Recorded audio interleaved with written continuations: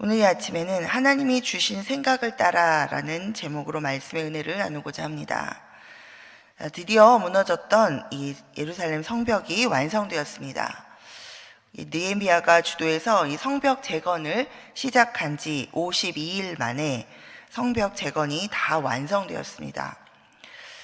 쉽지 않은 이 성벽 재건을 굉장히 또 성읍을 둘러싼 이 성벽을 52일 만에 이렇게 이루었다라는 것은 굉장히 빠른 시간 동안 아주 집중적으로 이 사역을 감당했다라는 것을 의미합니다. 우리가 앞에서 살펴본 대로 사실 방해도 있었고 위협과 협박 속에 쉽지 않은 일이었는데 밤과 낮을 쉬지 않고 정말 밤에는 파수하며 낮에는 일을 하며 이렇게 쉬지 않고 집중하여서 이 일들을 이루어내었습니다. 예루살렘 성전은 그 전에 이미 건축되어 있었죠. 재건되어 있었고, 이제 예루살렘 이 성전과 성읍을 보호하는 이 둘러싼 성벽이 이제 완성되었습니다.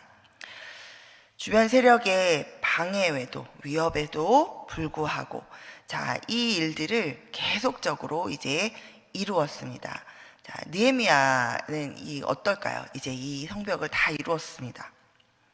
쉬고 싶지 않았을까요? 저 같으면 쉬고 싶었을 것 같습니다. 성벽을 다 이루고 그 다음에 정말 이제 다 이루었노라 하고 페르시아로 바사 제국으로 이제 다시 돌아갈 수 있는 상황이었습니다. 왜냐하면 이 느헤미야는 페르시아 왕에게 기한을 정하고 지금 이 유다 땅에 잠시 와서 이 일들을 감당하고자 잠시 허락을 받고 와 있는 상황이었죠.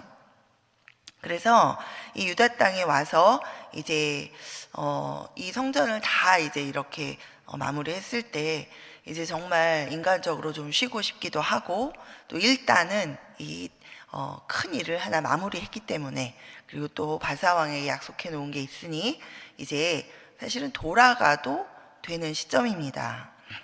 그러나 느헤미야는 이 유다 땅에 처음에 오고자 했을 때 이 하나님께서 주신 생각을 따라서 자기가 가졌던 그 사명이 단순히 무너져 있는 성벽을 재건하는 데만 있지 않았다라는 것을 분명하게 깨닫고 있습니다. 우리가 앞에서 쭉 살펴본 대로 우리가 기억을 이렇게 더듬어 보면 이 느헤미야가 예루살렘에 처음 도착했을 때, 도착하자마자 이제 조용히 혼자서 밤에 나가서 쭉 성을 돌아보죠.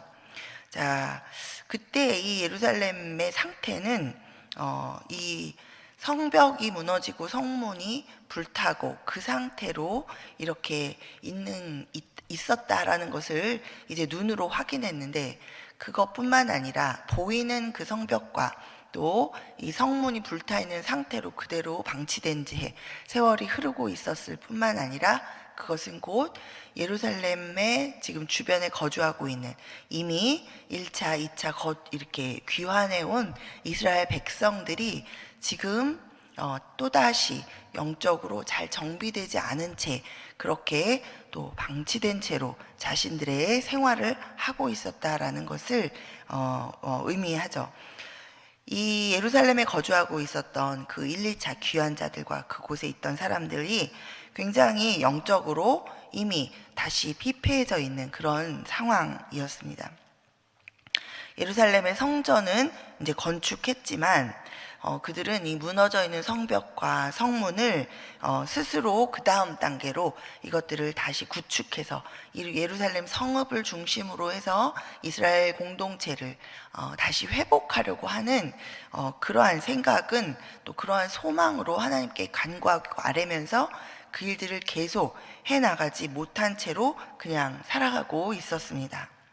주변에 흩어져서, 왜냐하면 이 지금 성전은 건축되었는데 이 성전을 건축할 때도 그곳에 원래 있었던 이 이방인들과 또 주변에 살고 있었던 많은 사람들이 아주 집중해서 보면서 굉장히 싫어했죠. 그리고 이들이 여기 와서 지금 또 뭘 하는가 하면서 아주 많은 또 루머들을 이렇게 만들어내기도 하고, 이들이 성전을 건축하는 것을 굉장히 싫어하고 또 이 이스라엘 백성들이 모여서 사는 것에 대해서 아주 경계하고 또 위협을 가하는 그런 상황이었습니다.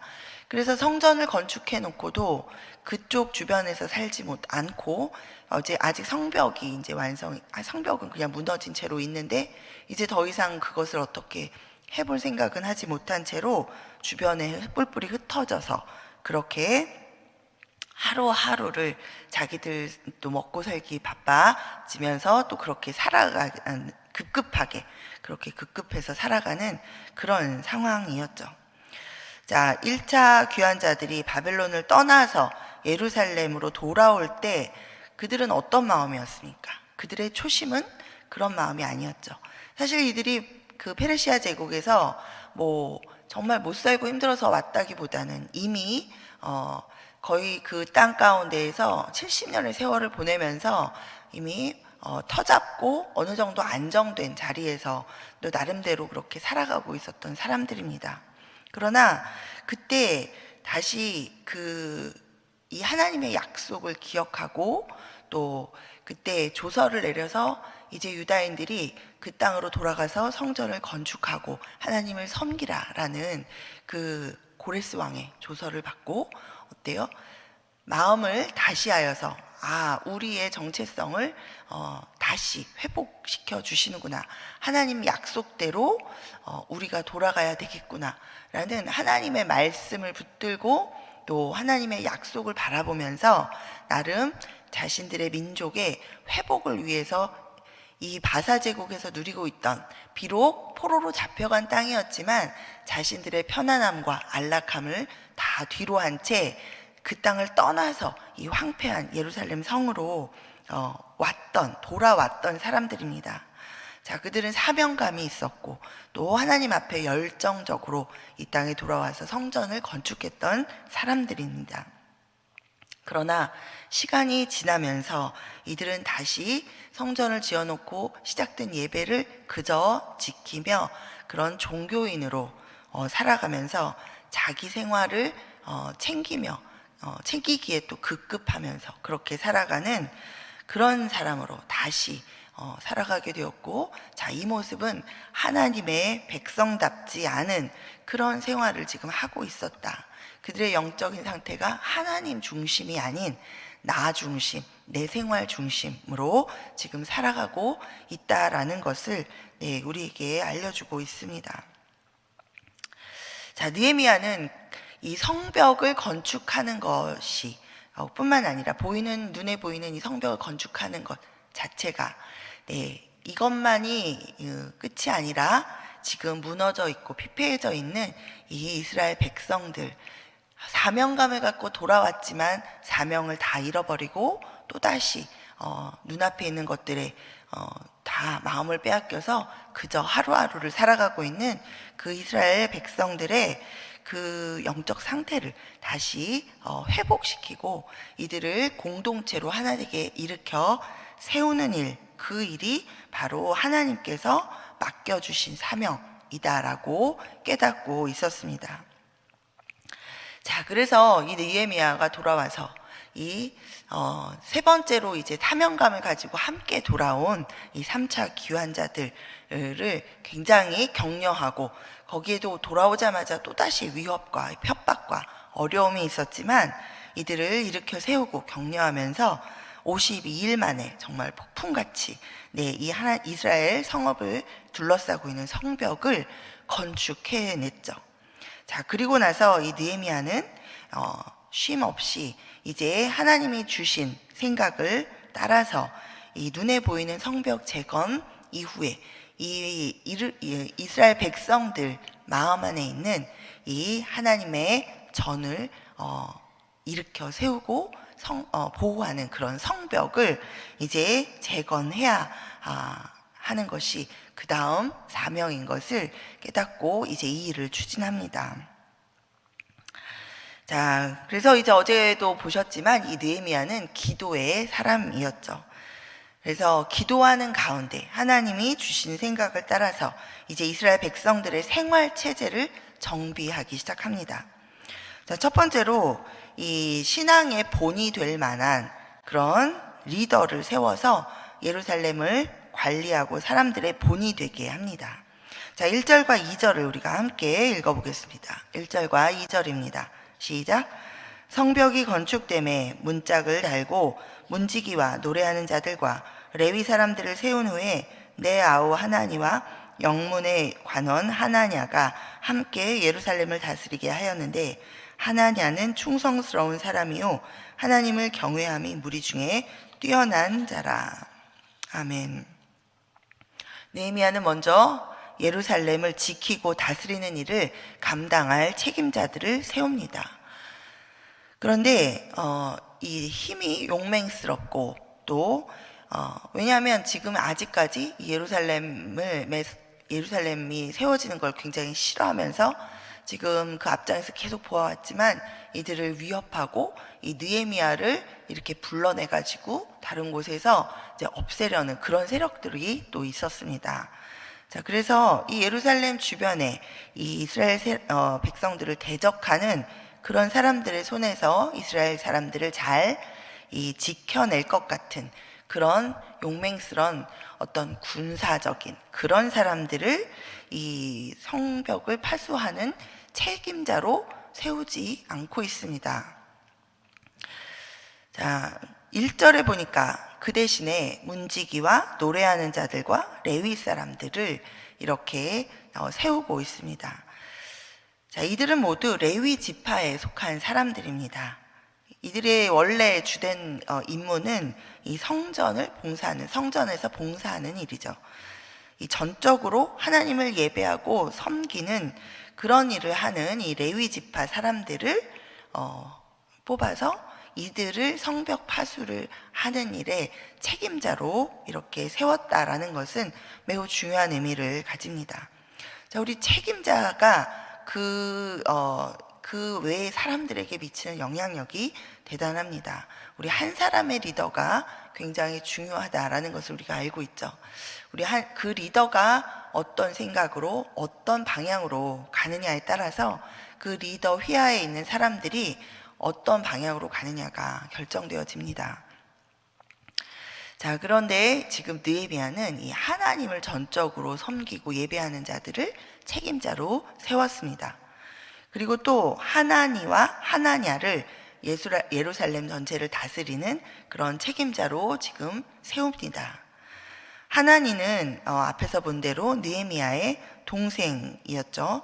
느헤미야가 그 페르시아 왕의 술 맡은 그 관원으로 있을 때 그곳까지 찾아와서 이 예루살렘의 실상을 알려줄 정도로 이 예루살렘을 향한 사랑과 안타까움이 있던 사람입니다.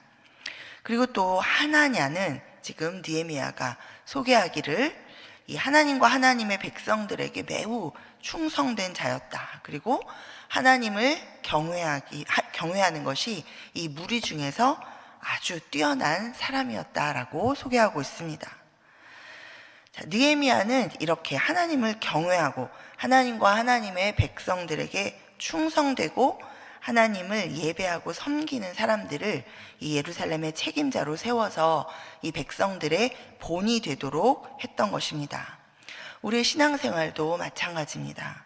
이 하나님 나라의 백성으로서 우리의 이 마음과 삶은 우리 자신의 인간적인 그런 의지와 또 힘과 용맹으로 우리가 지키는 것이 아니라 하나님을 경외함으로 또 하나님을 예배하고 섬김으로 우리가 나의 신앙생활을 지켜나갈 수 있습니다. 그래서 우리의 근본이, 우리 신앙생활의 근본이 하나님을 경외하는 것, 그리고 하나님과 또 하나님의 몸된 교회와 나와 또 형제 자매된 성도들 간에 내가 충성되이 행하는 것이 나의 신앙생활의 이 근본을 이루어주는 것이다 라는 것을 우리가 반드시 기억해야 할 줄 믿습니다. 우리 또 두 번째는 자, 예루살렘 성벽을 이제 보호하는 수칙을 세우고 있습니다. 자, 3절을 우리가 함께 읽어보겠습니다. 3절입니다.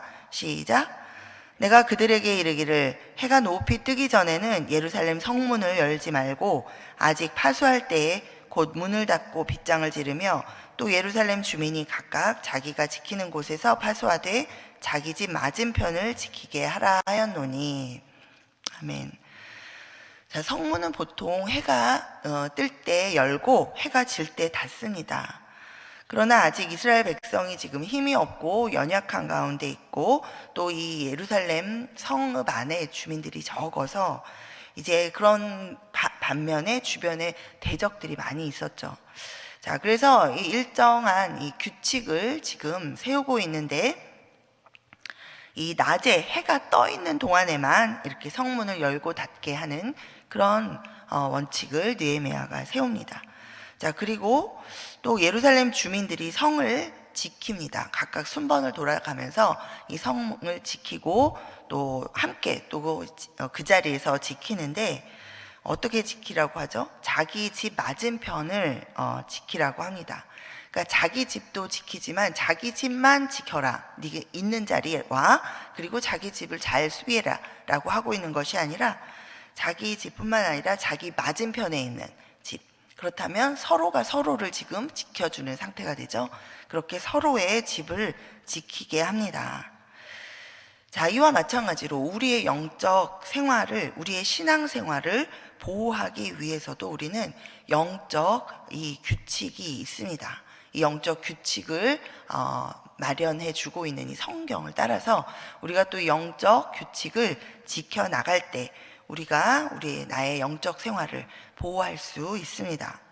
자, 주일 예배를 비롯한 공예배에 참석하고 또 규칙적으로 하나님의 말씀을 읽고 묵상하고 기도하고, 그리고 또 주신 은혜를 기억하고 감사하면서 11조와 또 각종 그런 헌금을 드리고 하는 것들, 이런 것이 우리 신앙생활의 기본이 되는 그런 영적인 그런 원칙들입니다. 자, 이런 또 그뿐만 아니라 서로를 돌아보아야 되겠죠. 우리 항상 십자가는 하나님과의 관계와 그리고 또 가로로 이웃과의 관계가 항상 함께 있습니다. 그래서 나만 하나님과의 관계가 올바른 것, 나만 하나님 말씀 보고 나만 은혜 받고 뭐 나만 잘하면 되지. 네, 우리 기독교인의 신앙생활은 그렇게 하는 것은 반쪽짜리 신앙생활입니다. 나만은 없습니다. 우리 예수님이 하늘에서 혼자서 모든 영광을 누리고 계시지 않고 이 땅 가운데 우리를 위해서 오셨듯이, 그리고 오셔서 우리를 또 예수님처럼 이 땅 가운데로 파송하신 것은 우리가 이 땅에 살아가면서 나만 하나님과 함께 잘 사는 것이 아니라 나와 내 주변에게 그 하나님을 알리고 또 이웃을 섬기면서 그렇게 살도록 하셨죠.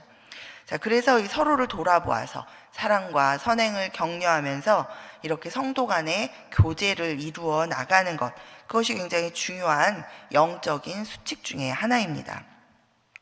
이 영적 원칙들을 우리가 지켜나갈 때 우리의 신앙생활이 건강하게 유지되고 더 성숙해지는 것을 알 수 있습니다. 사도 바울은 디모데전서 4장 8절에서 이에 대해서 분명히 이렇게 말하고 있습니다. 몸의 훈련은 약간의 유익이 있으나 경건 훈련은 모든 면에 유익하니 이 세상과 장차 올 세상에 생명을 약속해 줍니다 라고 분명하게 그 유익에 대해서 이야기하고 있습니다. 자, 이렇게 우리 생활 가운데에서도 우리가 영적으로 무너지지 않기 위해서, 영적인 신앙생활을 지켜나가기 위해서 이런 영적인 원칙들을 잘 지켜나가야 할 줄 믿습니다. 자, 마지막으로 세 번째는 잃어버린 사명을 우리가 일깨우는 것, 또 깨닫는 것이 중요합니다. 자, 4절부터 7절까지 보겠습니다. 자, 그 성읍은 광대하고 그 주민은 적으며 가옥은 미처 건축하지 못하였음이니라.